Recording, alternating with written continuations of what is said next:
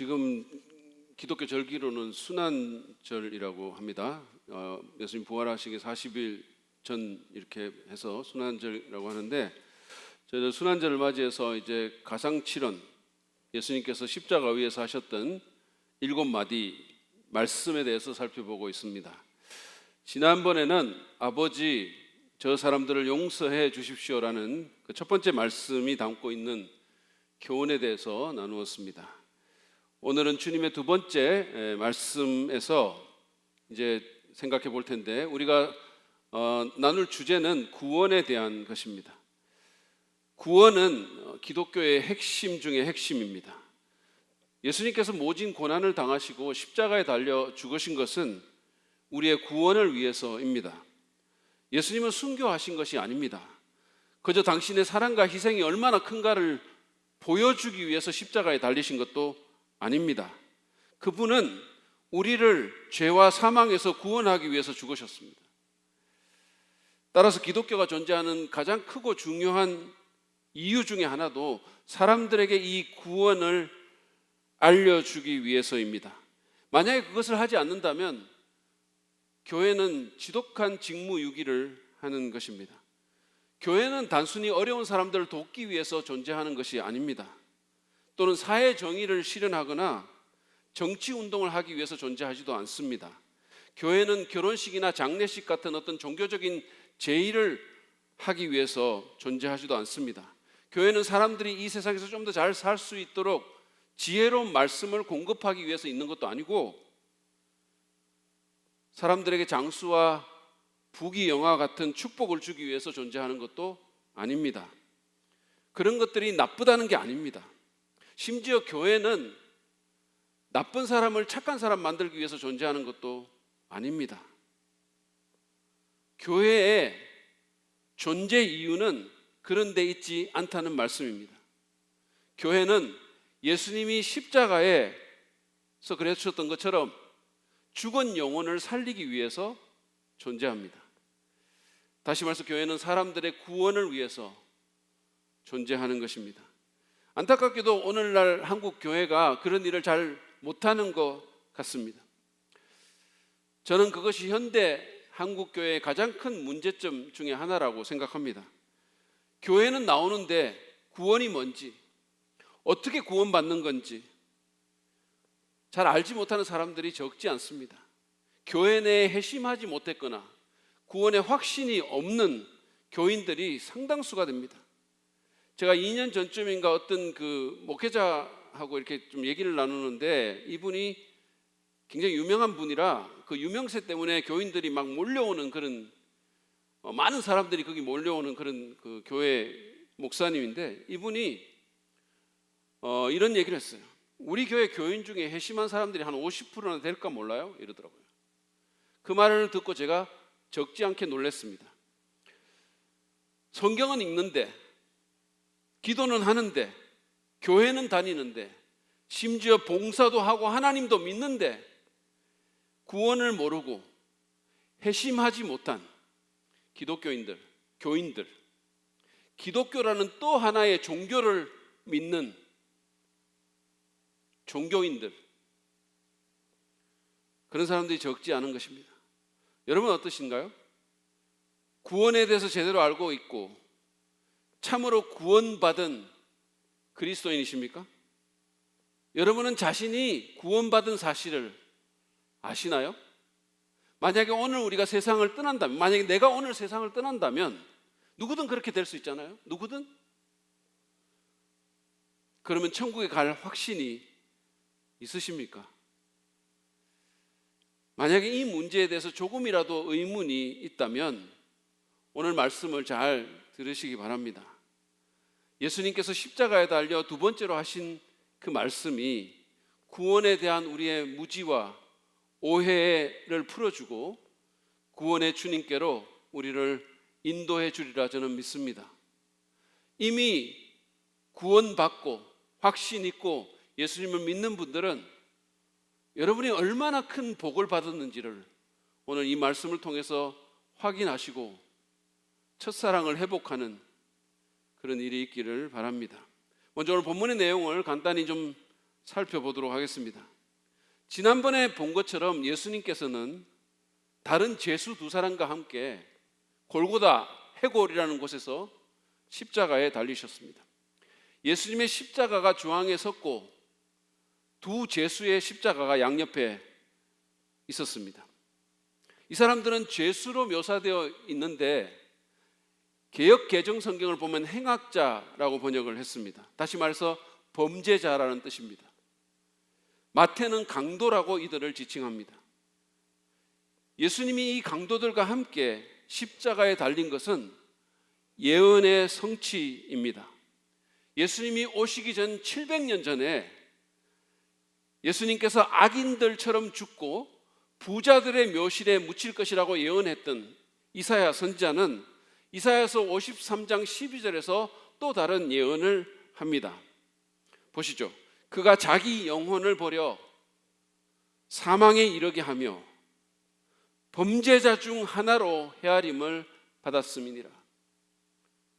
예수님이 죽을 때 범죄자 중에 하나로, 동류로 헤아림을 받았다는 거예요.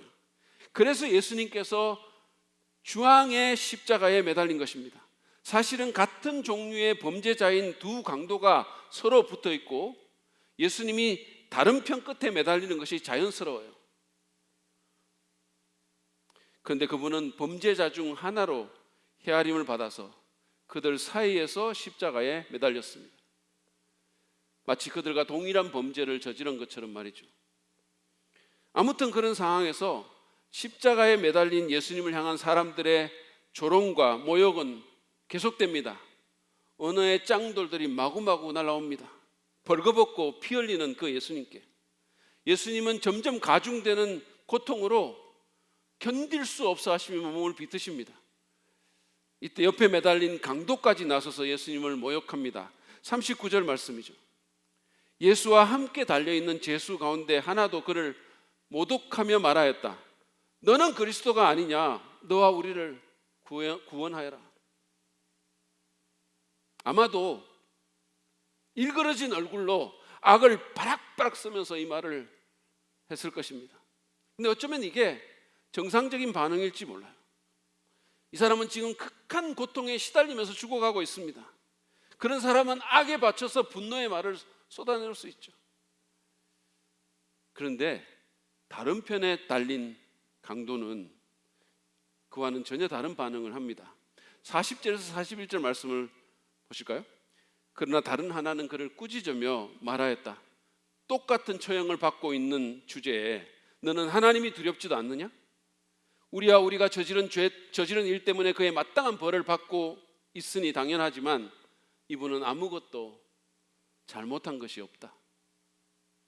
그는 다른 범죄자를 책망하면서 네가 무슨 권리로 이분을 모독하냐는 취지로 말을 합니다. 아마도 두 사람은 서로 아는 사이인 것 같아요. 같은 범죄를 저지른 공범일 가능성이 아주 높습니다.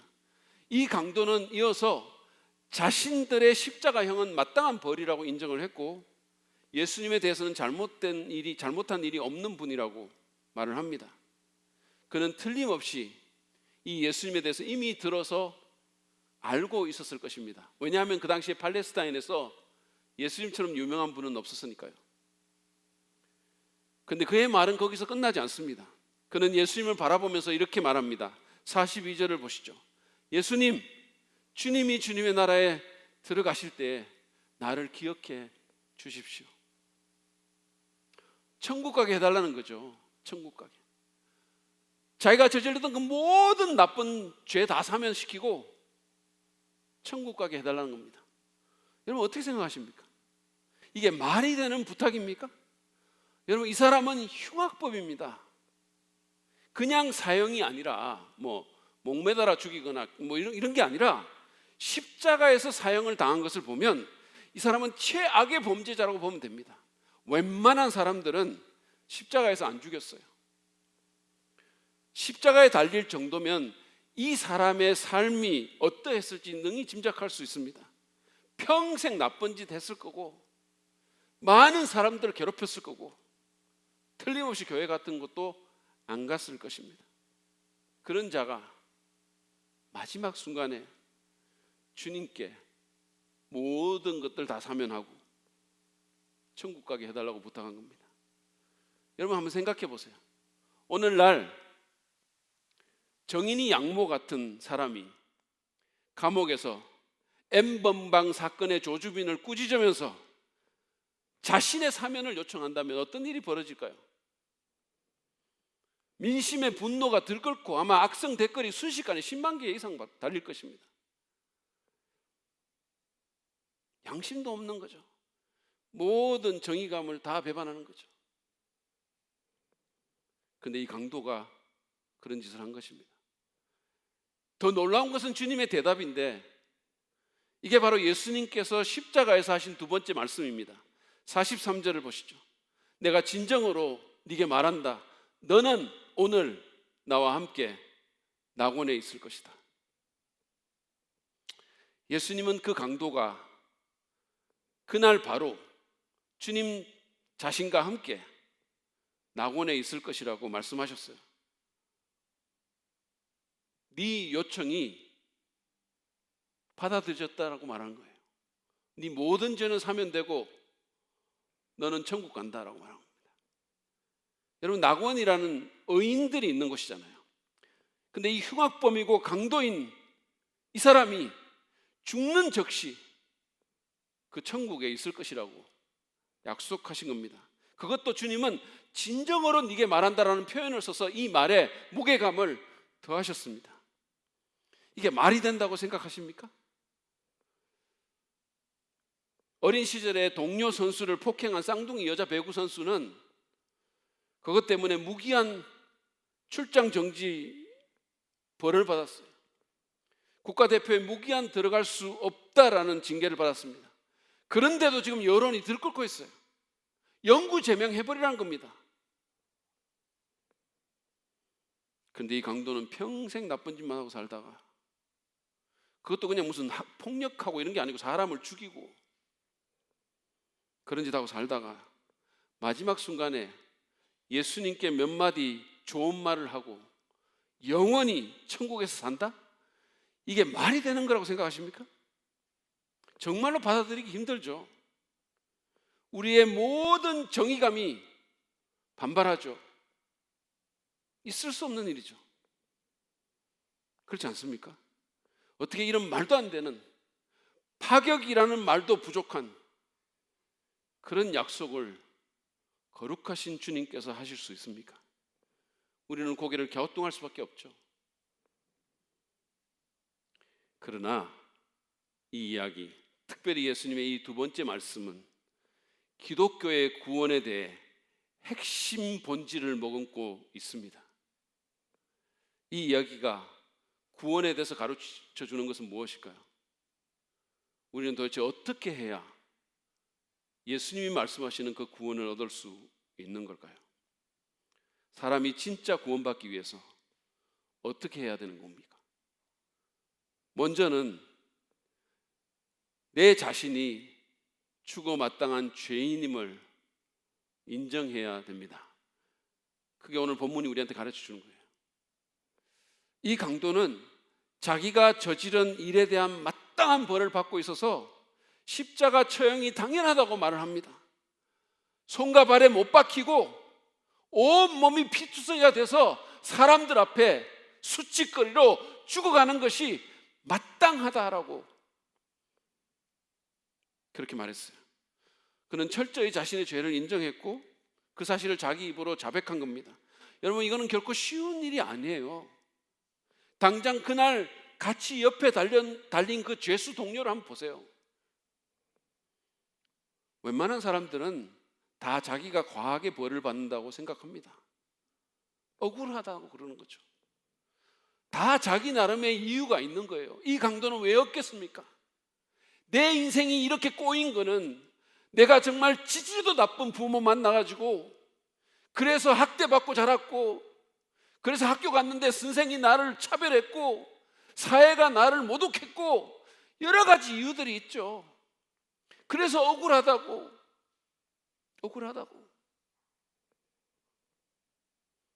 다 자신에게는 한없이 간대한 것이 인간의 본성이잖아요. 그래서 성경에 나온 가인의 경우처럼 내 벌이 지은 죄에 비해서 너무 무겁다라고 하나님께도 불평하는 거예요. 그러나 이 사람은 그러지 않았습니다.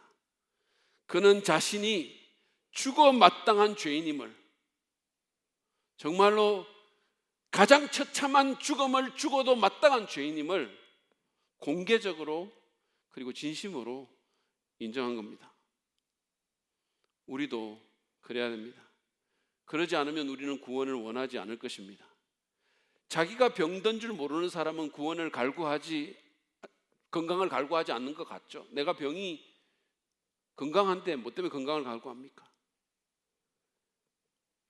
제가 2014년도에 6개월 만에 체중 12kg을 뺀 것은 제 건강에 심각한 문제의식을 가졌기 때문입니다.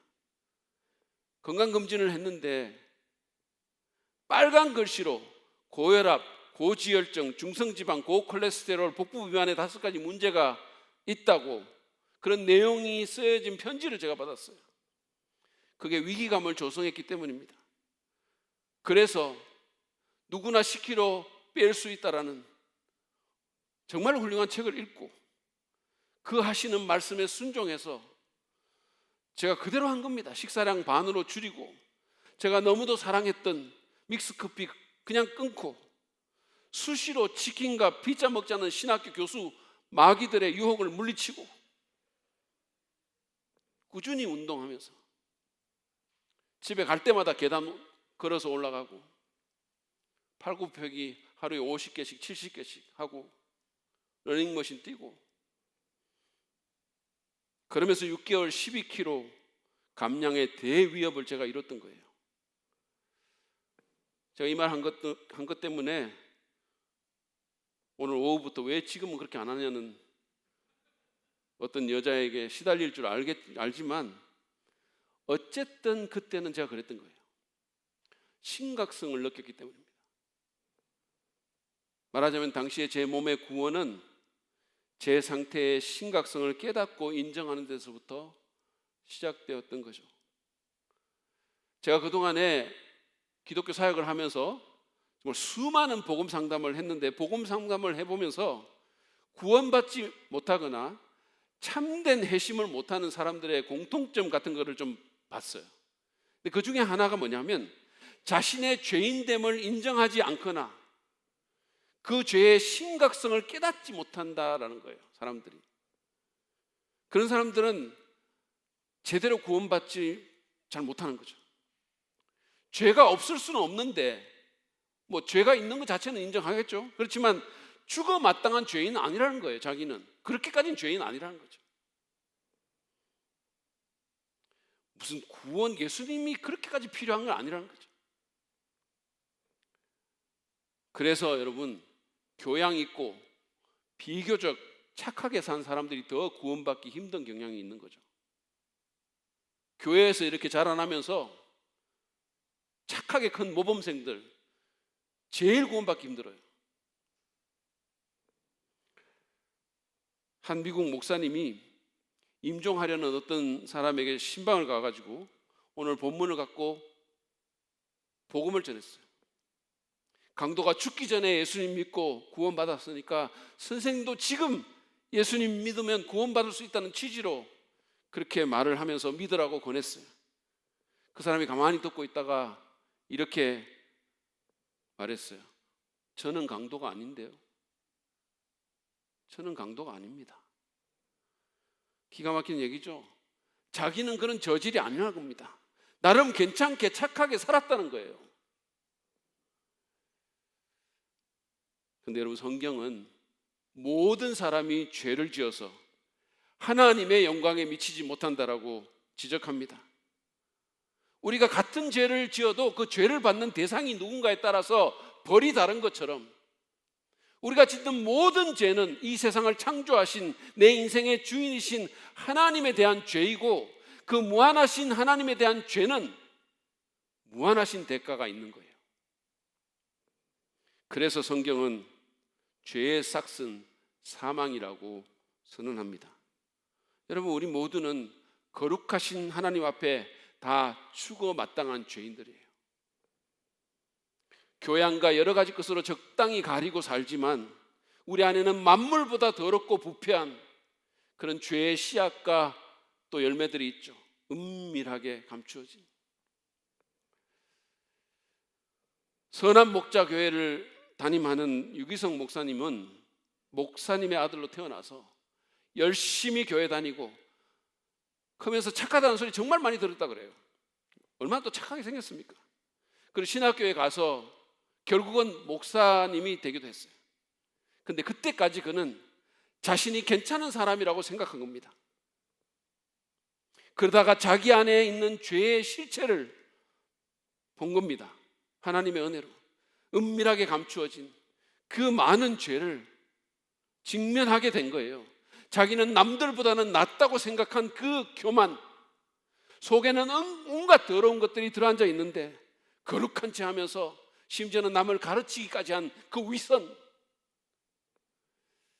그런 것들을 본 거죠. 그때 그는 자신이 그 누구보다 더럽고 악한 죄인임을 깨달았다고 말했습니다. 자신이 십자가의 강도와 별반 다를 바가 없다는 것을 알게 된 것입니다. 사람에게 뭘 빼앗는 일을 안 했을지는 모르지만 하나님의 것을 도둑질하고 하나님이 주신 것으로 자기 영광만을 위해서, 자기 유익만을 위해서 살아온 진짜 강도, 더 악한 강도임을 깨달은 것입니다. 그 죄의 실상 앞에서 고꾸라지고 그때 비로소 구원을 받았다라고 말했습니다. 목사가 된 후에 구원받고 거듭난 겁니다. 여러분 기억하십시오.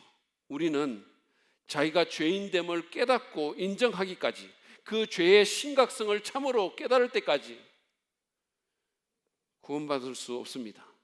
내가 바로 강도임을 알아야 합니다. 내가 정말로 쓰레기 같은 하나님 앞에 존재임을 인식해야 합니다. 온갖 더러운 생각이, 온갖 더러운 것이 내 안에 있는, 나를 만드시고 사랑하시는 하나님께 반역해서 내가 주인 되어 하나님의 것으로 내 영광만을 위해서 살아온 반역자요 강도임을 깨달아야 합니다. 거룩하신 하나님 앞에 추고 마땅한 죄인임을 인정할 때 우리는 비로소 주님께 우리의 얼굴을 돌리고 구원을 부탁하게 될 것입니다. 두 번째로 우리가 진짜 구원받기 위해서는 우리는 믿음으로 예수님을 간절히 의지해야 합니다. 믿음으로 예수 그리스도를 간절히 의지해야 돼요. 너무 당연한 얘기 같죠?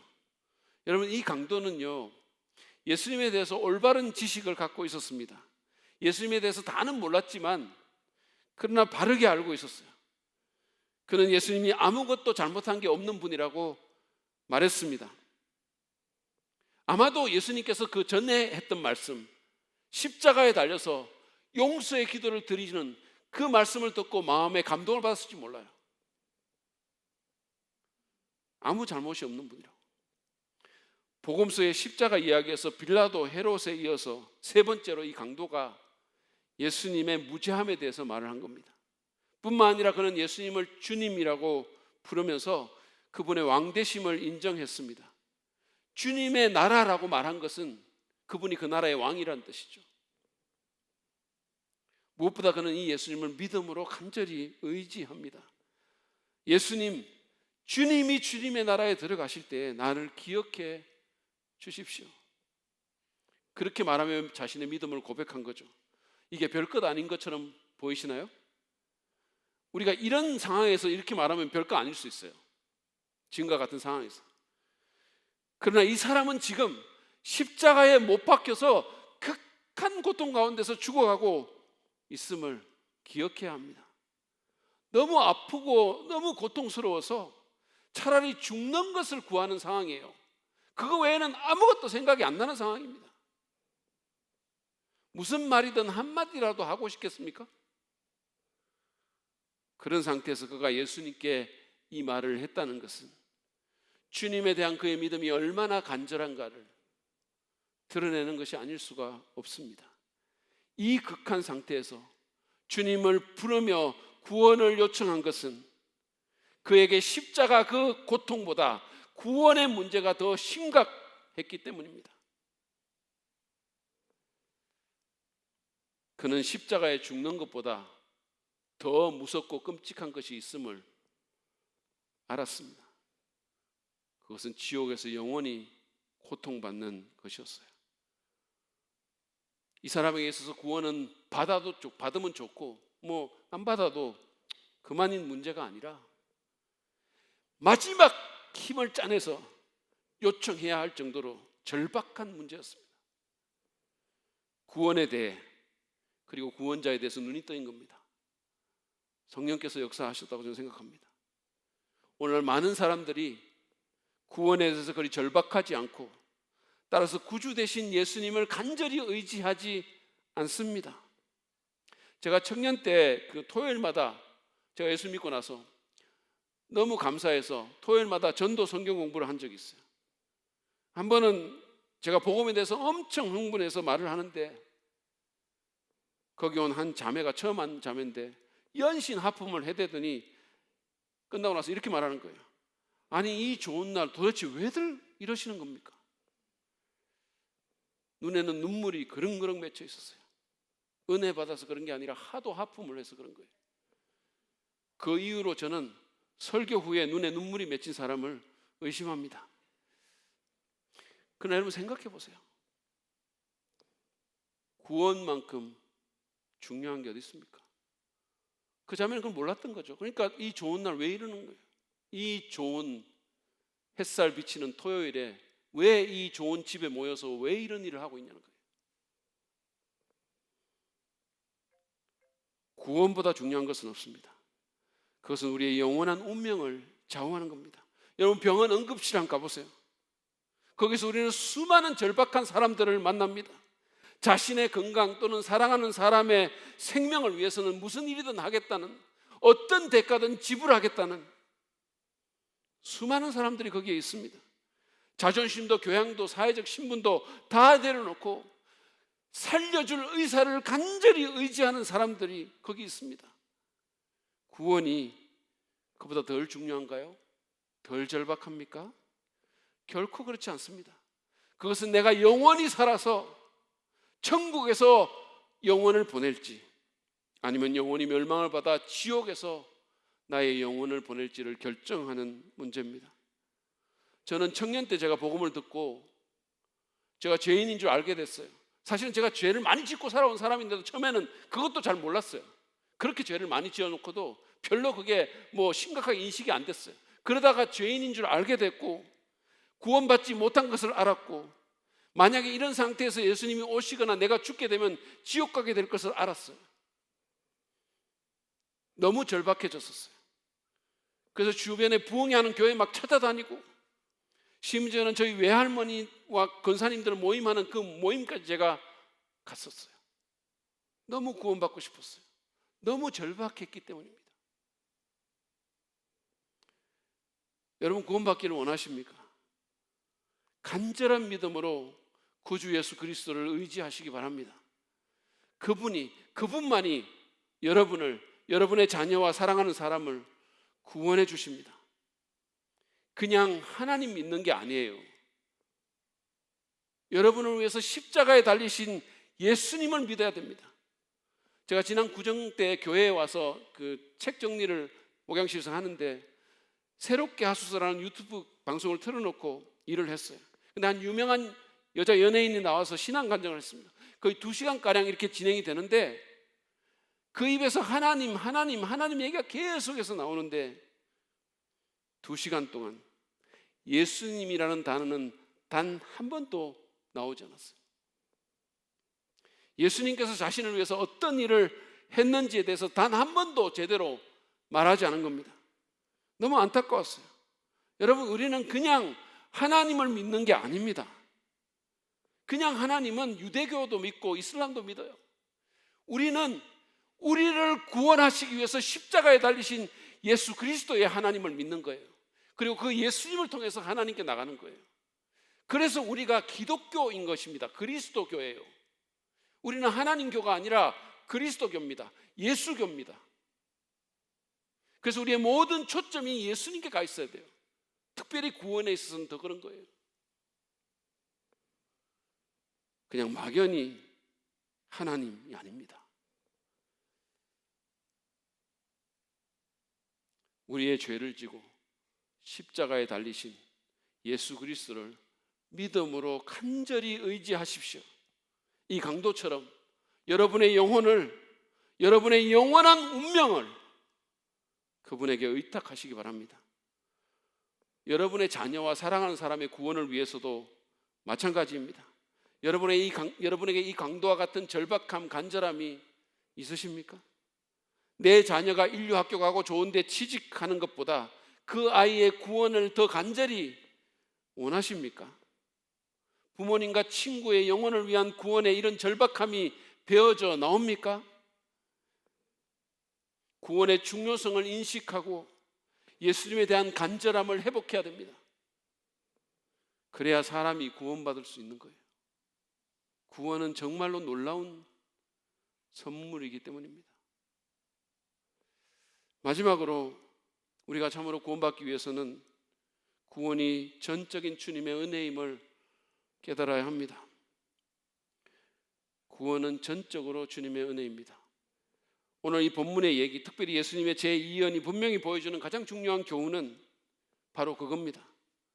주님은 당신에게 구원을 요청한 그 강도에게 너는 오늘 나와 함께 낙원에 있을 것이다 라고 약속하셨어요. 여러분 생각해 보십시오. 십자가 처형으로 인생을 마감하는 사람이라면 그가 어떤 삶을 살았을까요? 교회를 가고 세례나 침례를 받았을까요? 교회에서 봉사했을까요? 헌금하고 구제했을까요? 십계명 지켰을까요? 그 어떤 것도 하지 않았을 겁니다. 그는 사람을 죽이고 남의 것을 빼앗으며 산 사람입니다. 그런 사람에게 주님은 네가 오늘 나와 함께 낙원에 있을 것이라고 하셨어요. 만약에 착하게 살아야 구원을 받고 천국에 간다면 이 강도는 100번 죽었다 깨어나도 갈 수가 없을 겁니다. 만약에 종교 행위를 해서 구원에 간다면, 천국에 간다면 이 사람은 절대로 거기 갈 수 없습니다. 그러나 그는 자신의 행위와 상관없이 은혜로 구원을 받은 겁니다. 전적인 은혜로 구원을 받은 겁니다. 거기다 보는 본문은 주님께서 이 사람을 얼마나 구원하고 싶어 하는지를 정말로 잘 보여줍니다. 여러분, 예수님은 지금 피를 흘리며 고통스럽게 죽어가고 있습니다. 손과 발에 대못이 박히고 가시면류관으로 온 얼굴이 찢겨지고 온 몸이 피투성이가 돼서 짐승처럼 돼서 지옥을 경험하고 있는데 만사가 다 귀찮고 말 한마디 하는 것이 온몸의 고통을 가중시키고 죽기보다 더 힘든데 그럼에도 불구하고 예수님은 그 강도에게 개인적인 관심을 보이시고 구원을 약속하셨어요. 여러분, 이게 무슨 뜻인지 아시겠습니까? 이것은 마치 그 강도에게 예수님이 이렇게 말하는 것 같은 거예요. 네가 내게 얼마나 소중한지 아냐? 내가 너를 얼마나 구원하고 싶어 하는지 알겠니? 내가 죽더라도 내 온몸의 세포 하나하나가 고통으로 몸부림치더라도 나는 너를 구원해야 되겠어. 네가 없이 영혼을 보내기보다는 차라리 나는 죽음을 택할 거야. 여러분, 이게 은혜가 아니면 뭐가 은혜입니까? 도대체 이 강도가 뭐라고 온 우주에서 가장 소중하고 가장 존귀하고 가장 중요한 분이, 가장 거룩하신 분이 이렇게까지 합니까? 근데 여러분, 그 뉴스가 있어요. 이것은 강도에게만 하시는 말씀이 아닙니다. 예수님께서 오늘 이 말씀을 소리내어 하시고 그것을 성경에 기록하여 우리에게 들려주시는 것은 그분이 오늘 강도와 별 다를 바 없는 우리에게도 동일한 은혜를 베푸시는 거예요. 네가 얼마나 내게 소중한 줄 아니? 내가 너를 얼마나 구원하고 싶어 하는 줄 아니? 여러분 기억하십시오. 기독교의 구원은 은혜의 구원입니다. 바울은 에베소서 2장 8절에서 행위가 아니라 은혜로 구원을 받는다라고 분명히 말했어요. 그래서 이 강도가, 이 흉악한 흉악범이 구원을 받은 거예요. 지금 바로 이 순간에도 감격에 웃으면서 천국의 길을 거닐고 있는 이 강도에 대해서 한번 상상해 보세요. 그게 은혜예요. 그래서 여러분, 우리에게도 소망이 있는 겁니다. 하나님은 구원받을 자격이 전혀 없는 사람들에게 은혜 베푸시기를 즐겨하시죠. 성경에 보면 아직 생존해 있는 아버지의 유산을 미리 땡겨받고 집을 나간 후레 자식의 얘기가 나옵니다. 우리는 흔히 탕자라고 하는데 제가 좀 강한 표현을 썼어요. 이거 진짜 이상한 사람이에요. 어느 날 그는 아버지에게 가가지고 아버지가 돌아가시기만을 기다리고 있는데 아버지는 좀처럼 죽질 않네요. 이제는 더 이상 기다릴 수가 없으니까 유산을 좀 가불해 주시죠. 그렇게 말합니다. 무슨 이런 인간이 다 있습니까? 그는 유산을 받아서 창녀들과 허랑방탕하면서 그 모든 것을, 아버지의 피와 땀으로 만든 그 모든 재산을 다 날려버리고 인생이 망가질 대로 망가진 후에 돌이켜 집으로 돌아오는데 놀라운 일이 벌어집니다. 멀리서 그의 모습을 본 아버지가 체면과 사람들의 시선 아랑곳하지 않고 달려가서 그를 안고 키스하며 그의 더러운 몸을 안고, 냄새나는 몸을 안고, 그리고 그의 가장 좋은 옷과 새신을 신기고 가락지를 키우고 그를 위해 파티를 벌여주는 겁니다. 이 망령된 탕자에게 은혜를 베푸시는 아버지가 우리 하나님이에요. 그런데도 많은 사람들이 자신의 행위로 구원을 얻어내려고 합니다. 교회에 다니고 착하게 살고 봉사하고 헌금해서 또는 무슨 신비 경험을 하고 환상을 봐서 하나님의 인정을 받고 천국행 티켓을 따내려고 하는 거예요. 착하게 살면 천당 간다고 가르치는 지도자도 있죠. 이런저런 종교적 계율을 지키면 구원받을 수 있다고 말하는 사람도 있죠. 그러나 기억하십시오. 그것은 다 헛되고 불가능한 시도입니다. 하나님이 보시기에 우리는 다 강도와 같아요. 이사야는 우리의 의조차도, 우리가 잘한다고 말하고 정말 의롭다고 말하는 그 의조차도 하나님이 보시기에는 더러운 걸레 같다 그랬어요. 우리는 하나님께 아무것도 내세울 것이 없는 죄인들입니다. 우리는 오후 5시에 포도원에 일하러 온 무자격자들입니다. 브레넌 매닝의 표현을 빌리자면 우리는 다 보잘것없고 너절한 불황아들입니다. 그 불황아에게, 그 교만하고 위선적이고 반항적인 죄인들에게 너는 오늘 나와 함께 낙원에 있을 것이다 라고 말하는 것이 기독교의 복음입니다. 그렇습니다. 그것은 매닝의 표현처럼 불황아 복음입니다. 제가 얼마 전에 제 페북 친구 목사님이 아이를 입양한 것에 대해서 말을 하면서 여러분에게 그 사진을 보여준 적이 있죠. 기억나실지 모르겠어요. 무등 태운 그 사진. 어릴 때 보육원에 맡겨진 그 가련한 아이에 대해서 한번 생각해 보십시오. 부모에게 버림받은 그 아픔에 대해서 한번 생각해 보십시오. 여러분, 입양의 과정에서 그 아이가 한 것은 아무것도 없어요. 그냥 그 아이가 사랑 많은 한 목사님의 눈에 들어온 겁니다. 그 아이가 눈에 밟혀서 내가 네 아빠가 되어줄게 라고 말하며 손을 내밀었을 때 그 아이가 한 것은 그 손을 뿌리치지 않고 그냥 그 손을 잡은 것밖에 없는 거예요. 그 목사님이 기쁨을 겨워서 그 아이를 무등 태우고 너는 내 사랑하는 아들이야 라고 말하는 사진을 올렸을 때 저는 우리 하나님이 떠올랐어요. 우리 중에 혹시 자신의 종교적인 행위나 도덕적인 의나 영적인 공로에 의지하고 있는 사람이 있으십니까? 내가 이런저런 것을 했기 때문에 아마도 구원받을 거야, 아마도 하나님이 나를 받아주실 거야, 혹시 그렇게 생각하는 분이 있으십니까? 그게 무엇이든 그런 것들은 여러분을 구원할 수 없습니다. 그것에 의지하고 있는 한 우리는 결코 구원을 받을 수 없습니다. 왜냐하면 구원은 전적으로 하나님의 은혜이기 때문입니다. 그것은 내가 하나님을 위해서 하는 일에 달려있는 것이 아니라 하나님이 나를 위해 하신 일, 즉 예수 그리스도의 십자가 죽음과 부활에 달려 있습니다. 그러므로 종교나 도덕에서 나와서 하나님께서 예수 그리스도 안에서 당신에게 내미시는 그 손을 믿음으로 잡으시기 바랍니다. 너는 오늘 나와 함께 낙원에 있을 것이라고 말씀하시는 그 주님의 말씀에 온 마음을 열고 감사함으로 그 말씀을 받으십시오. 그러면 됩니다. 그러면 돼요. 이게 너무 쉽다고 생각하십니까? 왜냐하면 너무도 어려운 일을, 아니 불가능한 일을 주님이 다 이루셨기 때문이에요.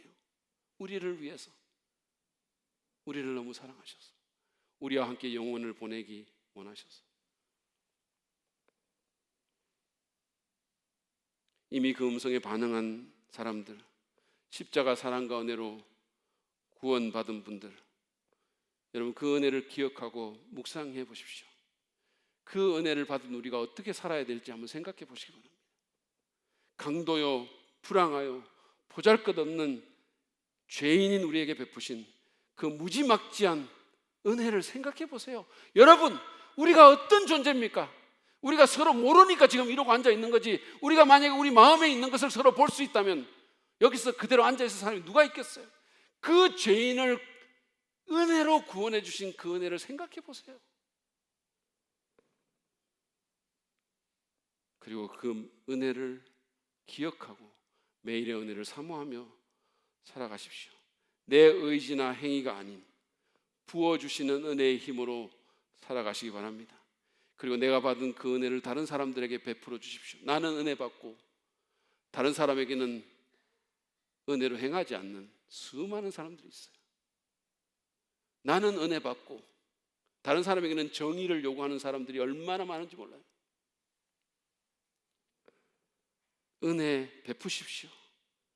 그리고 무엇보다도 이 파격적인 은혜의 복음을 전하시기 바랍니다. 예수님은 십자가에 죽어 가시면서까지 영혼 구원의 사명에 헌신하셨어요. 우리도 그렇게 합시다. 그래서 이 은혜 없는 세상에 하나님의 이 따뜻한 은혜를, 이 파격적인 은혜를, 이 말도 안 되는 은혜를 전하고 나누도록 합시다. 우리는 오늘 예수님의 제2연 너는 오늘 나와 함께 낙원에 있을 것이다 라는 말씀을 보면서 구원에 대해서 생각해 봤습니다. 구원을 받기 위해서 우리는 자신이 죽어 마땅한 죄인임을 깨달아야 할 뿐만 아니라 믿음으로 예수님을 간절히 의지하며 우리의 행위가 아니라 은혜로 구원받음을 인식해야 함을 배웠습니다. 여러분 기억하십시오. 우리는 아무것도 내세울 것이 없는 무자격자들입니다. 불황아들입니다. 더럽고 부패한, 만물보다 더럽고 부패한 마음을 가지고 있는 사람들입니다. 오직 십자가의 사랑과 주님의 한량없는 은혜가 우리의 모든 죄를 씻으며 우리를 천국으로 인도하며 우리를 영원히 구원합니다. 그 사실을 믿으시기를 바랍니다. 그 십자가에 우리의 소망이 있고 생명이 있습니다. 이 진리를 기억하고 감사할 뿐만 아니라 경축하면서 이 시간 찬송하며 주 앞에 나아가길 바랍니다.